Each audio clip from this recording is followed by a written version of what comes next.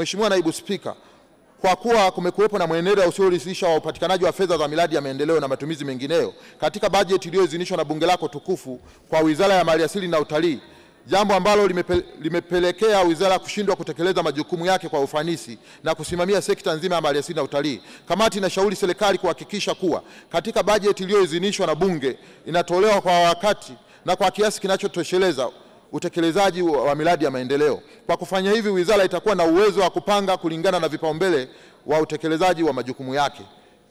Na mbili ni makusanyo ya maduhuli katika sekta ya utalii. Mheshimiwa Naibu Spika, kwa mwaka wa fedha wa 2021 kumekuwa na changamoto kubwa ya ukusanyaji wa maduhuli katika wizara na taasisi zake. Kutokana na changamoto hiyo, kumepelekea kusuasua kwa utekelezaji wa miradi ya maendeleo na namna hizo kujiendesha zenyewe. Kamati inashauri mambo yafuatayo: moja, wizara kupitia taasisi zake ziwawekee malengo kwa maana ya target wakuu wa taasisi zote zilizoko chini yake kwa maana ya kila robo, na lengo hayo ndiyo kipimo cha utendaji kazi wao. Na mbili, wizara ibuni mikakati endelevu ya kukusanya mapato ikiwemo kushirikiana na Wizara ya Elimu, TAMISEMI na Ofisi ya Waziri Mkuu katika kuratibu namna bora ya kupata watalii wengi wa ndani, hususan wabunge, taasisi na idara mbalimbali za serikali na zisizo za kiserikali, mikoa, halmashauri za wilaya, vyuo, wanafunzi wa sekondari na msingi. Aidha, wizara kuainisha changamoto zilizopo katika utaratibu uliopo wa kukusanya mapato na wizara kwa kuziwasilisha katika kamati kwa ajili ya kutolewa mapendekezo. Tatu, kwa kuwa mlipuko wa COVID-19 umeathiri kwa kiasi kikubwa utalii wa kutoka nje, kamati inashauri serikali kuimarisha utalii wa ndani kwa kutangaza vivutio vya utalii wa ndani, kuanzisha kitengo cha utalii katika kila halmashauri, kila wilaya, ili kuweza kuratibu masuala ya utalii wa ndani na kuelimisha umma wa Watanzania kuwa utalii sio kwa wageni tu. Hatua hii itasaidia kuongeza makusanyo na maduhuli ili kufikia lengo. Nne, Mheshimiwa Naibu Spika, serikali kuchukua hatua za ziada ili kuvutia watalii kutoka nje, ikiwa ni pamoja na kuweka mikakati madhubuti ya kupambana na ugonjwa wa COVID-19 kama uvaaji wa barakoa na upimaji wa virusi vya korona kwa hiari.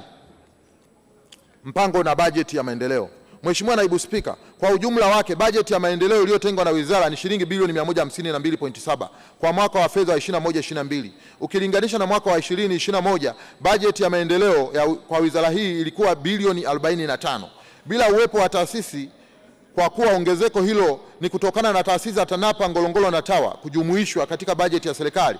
Ni maoni ya kamati kuwa wizara haijajipanga vema kuratibu shughuli za usimamizi wa miradi ya maendeleo hususan katika maliasili, malikale na uhifadhi ili kuendana na ilani ya Chama cha Mapinduzi sura ya pili, yani ukurasa wa 110 mpaka 15. Kamati inashauri serikali kuongeza bajeti ya miradi ya maendeleo ya wizara ili kusaidia wizara hii kuratibu vema mikakati ya usimamizi wa maliasili na kuondoa migogoro inayoendelea katika hifadhi zetu kati ya wanyamapori wakali na binadamu pamoja na kuhifadhi mazingira.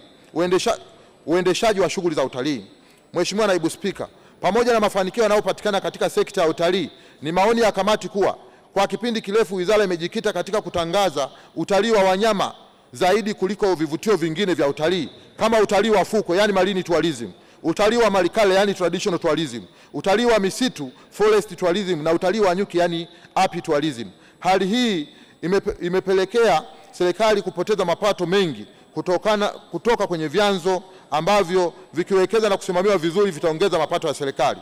Aidha, kamati imebaini uwepo wa changamoto katika uendeshaji wa shughuli mbalimbali za utalii hapa nchini kama vile hoteli kuwa na bei kubwa, mikataba kwa wafanyakazi, waongoza utalii na wapagazi isiyoridhisha.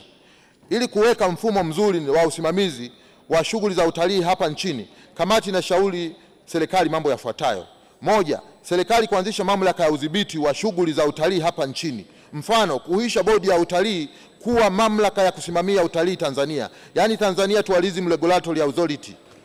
Kuanzisha kwa mamlaka hii kutaleta uwiano mzuri katika uendeshaji wa shughuli za utalii ikiwemo udhibiti wa bei na tozo mbalimbali za huduma ya utalii. Mbili, serikali ianzishe kitengo maalum cha biashara, Special Business Wing, ndani ya wizara ambacho kitajikita katika kuandaa modeli za kibiashara, yani business models, pamoja na kuunganisha, yani harmonization, mikakati ya kiutalii kutoka kwa TAWA, Ngorongoro, TANAPA na TFS. Kwa kufanya hivyo kutapelekea kuwepo kwa mikakati ya pamoja, yani single tourism strategy, kwa kutangaza utalii wa ndani na nje kwa taasisi zote.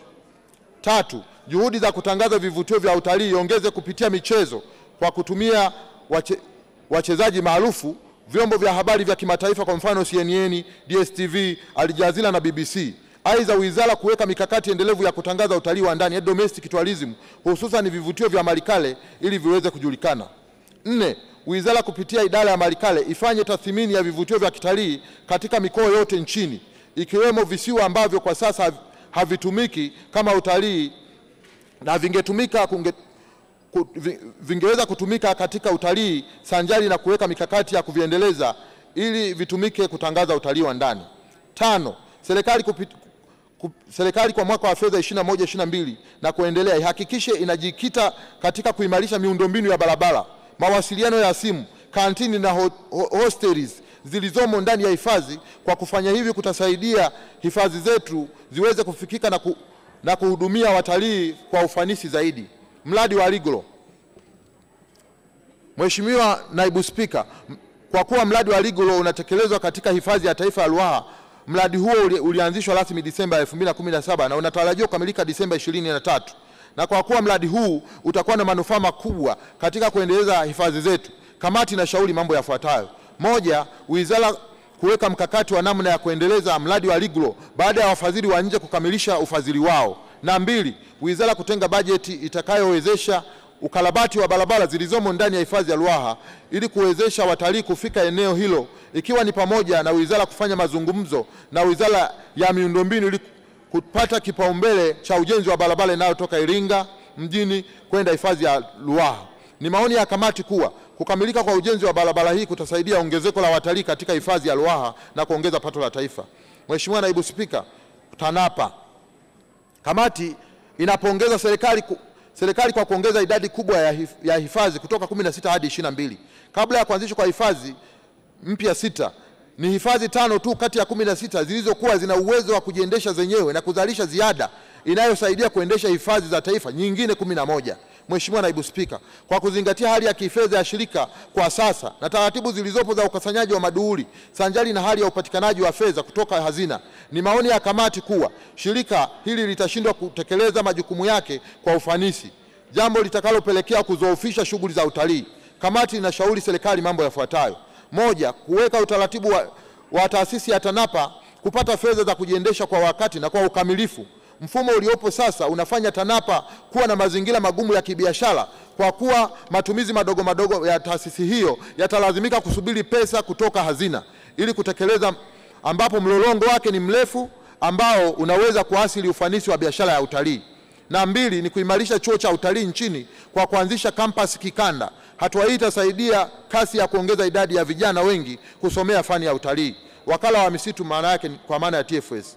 Mheshimiwa Naibu Spika, kamati imebaini kwamba miradi inayotekelezwa na TFS imetoa matokeo chanya na mafanikio makubwa kiuchumi na kwa upande wa uhifadhi wa mazingira. Mfano, shamba la miti Sauhiri, kamati ilieleza kuwa shamba hili linachangia wastani wa 35% ya pato la TFS kwa mwaka. Aidha, Sauhiri kwa miaka 5 kuanzia 2015 mpaka 2020 limekusanya kiasi cha shilingi bilioni 216.3 sawa na wastani wa bilioni 43 kwa mwaka. Mheshimiwa Naibu Spika, hata hivyo kumekuwepo na changamoto kubwa ya uharibifu wa misitu hasa inayomilikiwa na vijiji na halmashauri za wilaya, hali iliyopelekea kamati hii kuishauri serikali mambo yafuatayo.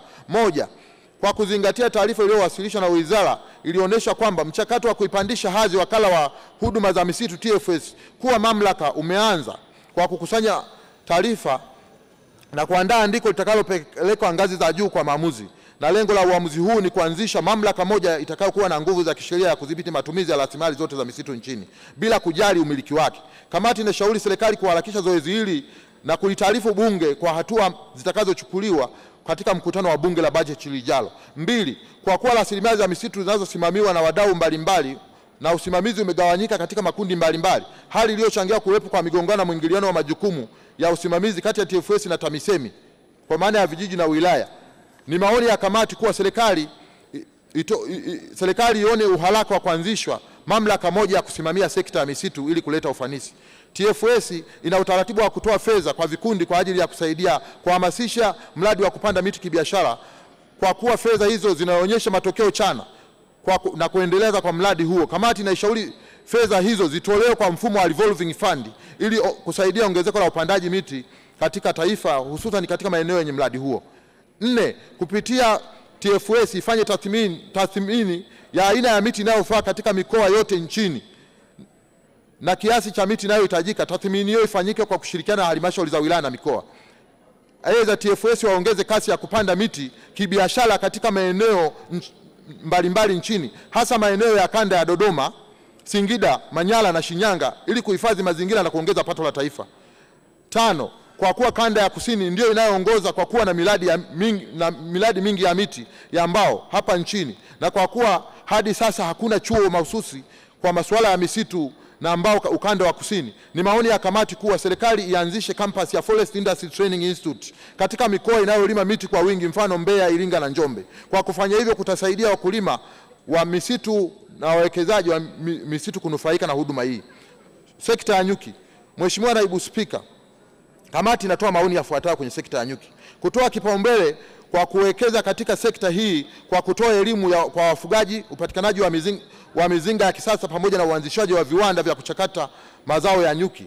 Kwa kufanya hivyo itasaidia kuongeza ajira na pato la taifa. 2. Kuanzisha mamlaka moja ya kusimamia misitu na nyuki nchini. Kuanzishwa kwa mamlaka hiyo ni hitaji la kisera la kupambana na changamoto ya sekta ya nyuki na misitu. Ni hitaji la ibara ya 69 ya ilani ya uchaguzi ya mwaka 2020. 3. Ni TAWA. Mheshimiwa Naibu Spika, TAWA tangu ianze kutekeleza majukumu yake kwa mwaka wa 2016 imepata mafanikio mbalimbali, ikiwemo kuimarisha uhifadhi kunakotokana na kupunguza ujangili, kudhibiti vitendo vya uingizaji na ulishaji wa mifugo katika mapori mbalimbali na mapori tengefu. Aidha, kupitia TAWA tunalo jeshi usu. Mheshimiwa Naibu Spika, hivyo kamati imeshauri mambo yafuatayo: 1. Wizara ifanye tathmini na kuona iwapo kuna uwezekano na ulazima wa kuanzishwa kwa sheria mahususi kuwezesha TAWA kutekeleza majukumu yake kwa ufanisi zaidi. Aidha, tathmini hiyo ibainishe maeneo ya kisera, kisheria na kibajeti ambayo yanaweza kuathiri kutokana na mapendekezo ya tathmini. 2. Wizara ibuni mkakati endelevu wa kudhibiti mapema uvamizi wa maeneo ya hifadhi, mfano kuwa na mpango kabambe na jumuishi kwa jamii zinazozunguka hifadhi, yani participatory wildlife human conflict management program, pamoja na wadau wa maendeleo na asasi za kiraia, kuliko kusubiri maafa na shughuli mbalimbali za kilimo na ufugaji kushamili ndipo hatua zichukuliwe. Kwa kufanya hivi kutapunguza kuchukua hatua za matukio na migogoro iliyopo sasa kati ya wananchi wanaoishi pembezoni mwa hifadhi na wanyama waharibifu. 3. Wizara kutumia teknolojia katika kutambua dalili za uvamizi wa wanyama hasa katika maeneo yaliyo na mitandao na kutoa taarifa haraka pale panapotokea uvamizi, sanjari na kuainisha maeneo yote yenye shoroba na kuwaelimisha wananchi wanaoishi jirani na maeneo hayo juu ya kutoyaharibu na kuyavamia. 4. Wizara iweke mkakati endelevu wa kuvuna mamba kwenye mikoa ambayo imekumbwa kwa kiasi kikubwa na mamba ambayo inaleta madhara kwa wananchi kuliwa. Kwa kufanya hivyo kutasaidia kulinda usalama wa wananchi, lakini pia kuwapa wananchi uhuru wa kufanya shughuli zao za kiuchumi. Na 3 ni kuhusu uvamizi wa mifugo katika hifadhi na adhabu zinazotolewa. Linahitaji mjadala mpana, ikiwa ni pamoja na wafugaji kuelimishwa kuacha kuchunga mifugo yao kiholela na kuanza kufuga kisasa. Uwindaji wa kitalii.